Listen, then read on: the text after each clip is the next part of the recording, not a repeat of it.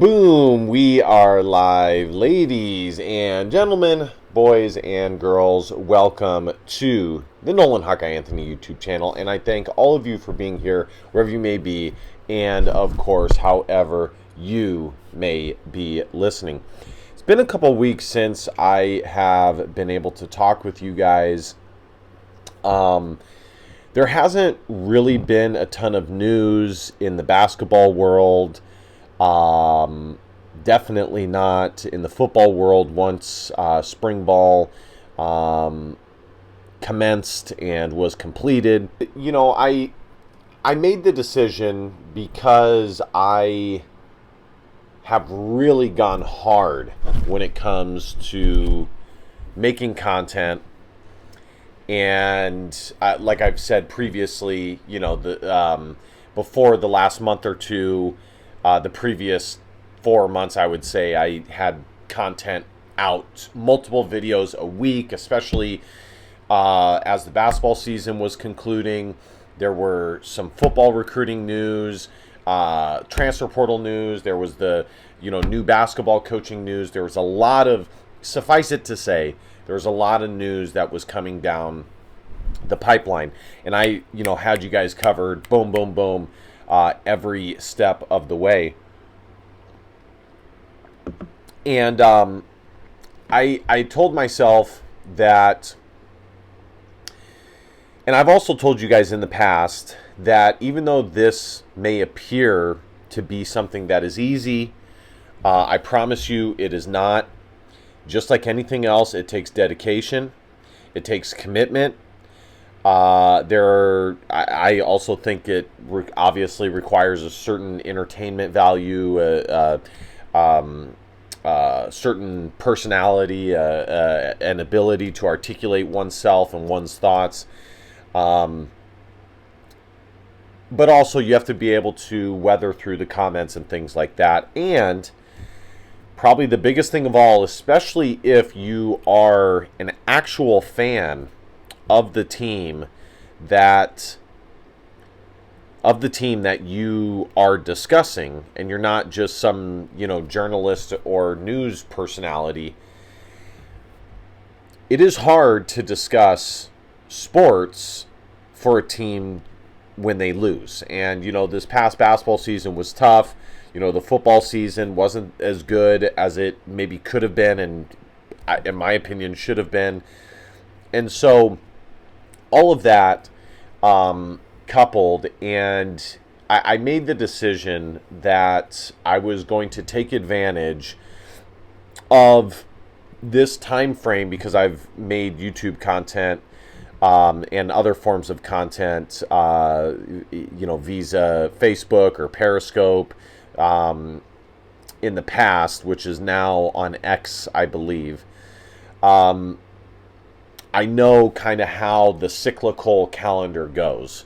And journalists have the same thing. If you look at Iowa journalists, there's like the same sort of articles that they pump out and push out at various points in within the year, because they know which time frames are riddled with news and things popping off left, right, and center, and which times are not. And so you just start to get a pulse on how those things go. So I told myself I'd take advantage of that time and step away, just to not talk about Iowa sports, not really think about Iowa sports. And the past 2 weeks have been perfect. And by the way, guys, there's not really anything out anyways, but I thought, I don't want to go a full month without reaching out to you guys, because it does affect the channel's video algorithm and my ability to reach more people organically. So I decided, I'd come out and make a nice little chill, quick video. So I'm going to be discussing where I see Iowa football, Iowa basketball, specifically Ben McCollum, and then I might touch upon Iowa wrestling and Iowa baseball if there's enough time at the end. So let me start with Iowa football. I've said this a few times. already. I think a lot of what I'm about to say I have said before in a variety of different ways, but I am optimistic about where things stand. I would say in general for all the Iowa major sports, there's a lot of optimism. There's whether it's new coaches, whether it's coaches that have been there for a little while that are really starting to cement their program and how their program is going to be run and the results of said program. I think there's a lot to be excited about. You know, you look top to bottom, Iowa football, there's new coaches, Tim Lester, namely, which I'll circle back to. Iowa basketball, obviously, with Ben McCollum. Iowa baseball, Rick Heller has actually, he has just got over that hurdle, whether it was last year, this year, maybe even the year before last year, where he is no longer really a new coach. He is a cemented Iowa baseball coach, and so we're gonna see where he can take the Iowa baseball program, and then Iowa wrestling, given where their program finished in the NCAA tournament, the Big Ten tournament. Albeit they did have some injuries, and of course that affects the team results, and one can make the case that they actually, given the injuries, they actually finished probably better than they even should have, given that fact. I think with the transfer portal, there's a lot there's still a decent amount to be excited about, but when it comes to Iowa wrestling, I think we are starting in the fan base, for what it's worth, maybe not as much, because even though Iowa wrestling is popular, it's still not in the limelight on a national kind of general casual Iowa observer fandom level. I think there is beginning to be this apathetic feeling towards Iowa wrestling and the brand's coaches as well. But, they continue to be aggressive in the transfer portal and land some pretty high-octane targets. And so we're going to see where things go with that. So I was able to talk about Iowa wrestling after all. But Iowa football, like I said, I'm excited about Tim Lester. I still have a cautiously optimistic approach. There's been several articles that have been written regarding like overreactions with all Big Ten football teams, and there was an article that was put out. I don't know where. Whether it was an ESPN analyst or whoever it was, but they said essentially that finally Iowa's offense is fixed. Now, granted, that reporter said the same thing last year, and in large part they were at least partially correct. And I do think we are starting to see the fruits of Tim Lester's labor. Not only have we started to see it in bits and pieces on the field, whether it be the run game, whether it be how he attacks the transfer portal, but we've also seen it in the spring game. Now, again, the spring game is a very small glimpse into the bigger picture, and just because we saw certain things in the spring practice, given the fact that there are a decent amount of players that are out, given the fact that it's only one practice, it's not full go, you do have to be cautiously optimistic and observant of that. As I was saying, with the running back game, Caleb Johnson had a great year. So I can't wait for the football season to be here. Obviously, I'm a sports official, so I can't wait to get back out there. Of all the sports that I officiate, I always tell people, as far as like the environment goes and just kind of the atmosphere, football is bar none the best. Basketball is good too. especially when gyms are packed. But basketball is very difficult as an official because it's a much more intimate setting. The fans are closer, the coaches are closer. Football, you can go a whole game without really having, especially if you're like back judge or something, you can go a whole game without really hearing a gosh darn thing from the coaches. Even if they are trying to talk to you, you can just be like, I can't hear you, talk to my white hat or something like that. But anyways, outside of that, on top of that, I can't wait for the Iowa football season to get here and for us to see year 2 and really see the development of the Iowa wide receiver group, see where things are. I can't wait to see what Gronowski is able to bring to this Iowa football team with his toughness, with his winning abilities and capabilities. So that's going to be great. And, of course, every year brings new openings for new players to continue their development. Kamari Moulton, Josiah Patterson. Most schools, Josiah Patterson would have already transferred by now. Heck, we saw it with LaShawn Williams. It's hard for programs to hold on to a guy that is second or third on the depth chart. And then, of course, some of the other younger running backs. I can't wait to see Sam Phillips. I can't wait to see some of the how the new young tight ends are developing, especially now that these are the tight ends that have been with Abdul Hodge for multiple years now and have primarily been coached up by him. And it's going to be interesting to see the fruits of his labor and whether he can continue Iowa's luxurious and prominent success at the tight end position. But again, the one I'm probably most interested in would be quarterback, running back, and wide receiver. I want to see the growth, the development, some of the younger guys, some of the guys that have been there, but maybe we haven't seen in as prominent a role, like Terrell Washington Jr.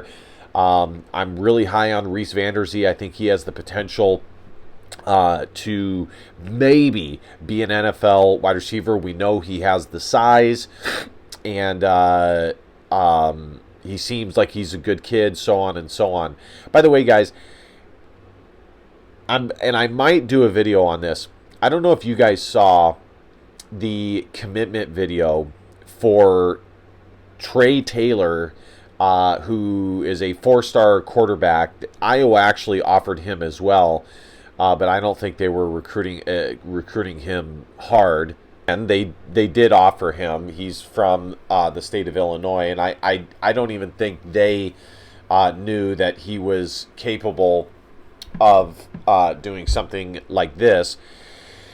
But when he committed, he threw one hat for whatever team it was. He then put on the in-state Illinois cap and say that he's going to the University of Illinois, only to take it off and chuck it across the, wherever he was, and put on a Nebraska Cornhusker hat. For those of you guys who watch Netflix, there's a YouTube show called the Coach JB and Big Schmitty Show. Big Schmitty works for Fox. I don't love most of his takes, but JB, I think, gives a especially when it comes to the world of sports, I think he gives a pure, honest, unfiltered assessment of the world of sports right now. And this was something that they discussed. They even had the kid's dad on to discuss it.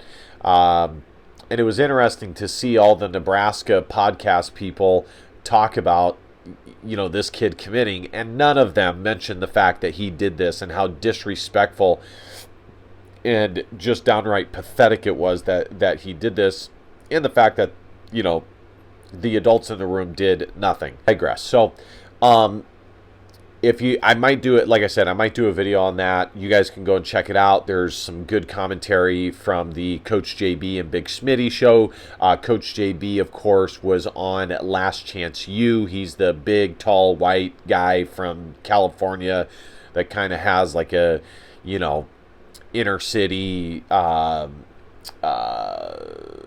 in the way he talks, he's still, I think he's still an intelligent guy, but you can tell he's got some hood to the way he talks, and but he was on Netflix Last Chance U in one of the I believe it was Independence Community College.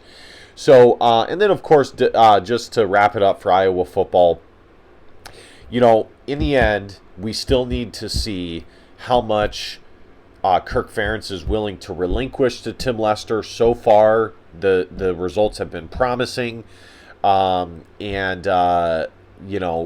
that's going to be big. And then, of course, defensively, can Phil Parker get the defense back to where it needs to be? And then, how do the specialists continue to develop? I'll do positional previews as we get closer to the season, as I have done the last couple of years. Just to wrap this up, I don't think I'm going to be able to talk about anything else here because it's kind of late when I'm recording this. Sorry, guys. When a shirt doesn't fit perfect, it bothers me. This is going to be quick. Iowa basketball, I don't think you guys should expect Iowa to land any more like massive top 100 transfer portal names. They might, but I wouldn't expect it. They pretty much have their main core group of guys who are going to be the major contributors and the stars of Ben McCollum's first year. There was another guy from Spain that Iowa was linked to. Fortunately, they did not land him. I thought that was going to be the big that they landed because they still need a center. That's the biggest thing that they need is a center. So I think at this point, if Iowa can land a guy that is maybe older, that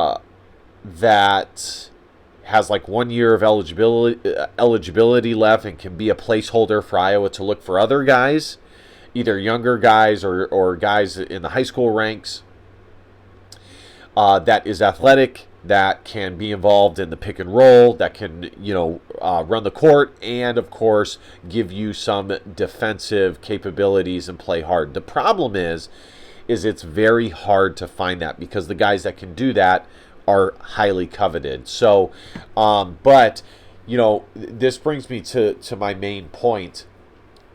Ben McCollum has gotten after it.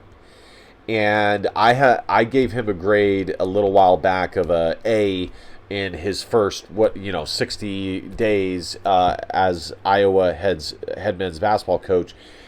I have been so pleased with his tenacity and his commitment to the University of Iowa men's basketball program. It's not. I'm not saying that Fran McCaffery wasn't that way when he first started, because there was a lot of excitement and he was getting after it. But it was a totally different world when Fran McCaffery first came to Iowa compared to now. Namely the transfer portal, roster construction, buying an entire roster, so on and so on. But the rooms that Iowa has been able to get in, the players that they have been linked to, the overzealousness, in a positive way, the confidence, all display that he is willing to do what it takes to get the job done. He goes on podcasts. He's revamping Iowa's presence as a whole and their visibility. He obviously has connections in the basketball world. He obviously knows a lot of people that, his recruiting staff is young and they're getting after it. There is not one thing that I have seen that I've disliked with him. And so I I cannot wait to see how it continues to unfold. I think Iowa has a phenomenal core group of guys right now. I think that if this was with Fran McCaffrey, this would be one of the most talented teams that Fran McCaffrey had in any of his seasons at Iowa. I don't want to say like the most talented, but it'd be up there. I mean, even as it is now, this is a very talented Iowa roster and would rank as, Fran McCaffrey's. If it was the same exact roster under Fran McCaffrey, it would be one of his more talented ones as well. So that is great news. So all of this to say, guys, Iowa sports is in good shape. I think Beth Gates,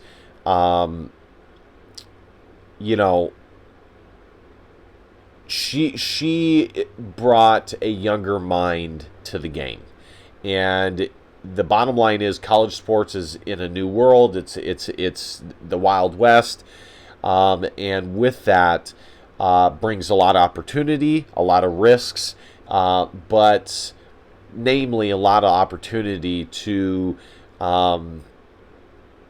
really take a step forward in ways that maybe you weren't able to do in the past. Just to wrap this up, guys, I forgot to mention Iowa softball continuing to do well. That's another sport that with a new coaching staff that is doing well. That is good to see. Iowa baseball lost 2 to Oregon State and tied 1. They missed out on a huge opportunity to pick up a big win. They're still in decent shape to make the NCAA tournament. If put it this way, they need to win 2 games against Oregon, just to make sure that they make the NCAA tournament. They're going to I believe they have to win at least 2 games in the series against Oregon to wrap the season up. And it's funny, it seems like every Iowa baseball season comes down to the final last couple of games. All right, guys, thank you guys so much for watching and listening. I'll have more content for you guys as more news drops. Like I said, it's been kind of quiet. Hope you guys enjoyed your Mother's Day and spent it with your loved ones, of course. And again, thank you for hanging out with me on Mother's Day or whenever you're watching this. Be sure to hit that subscribe button, like, comment, share. You guys know the drill. And last but not least, DBAP, don't be a pussy willow. And facts or feelings, because your feelings just matter. Love you, Hawk fans. See you guys next time. Go Hawks. Bye-bye.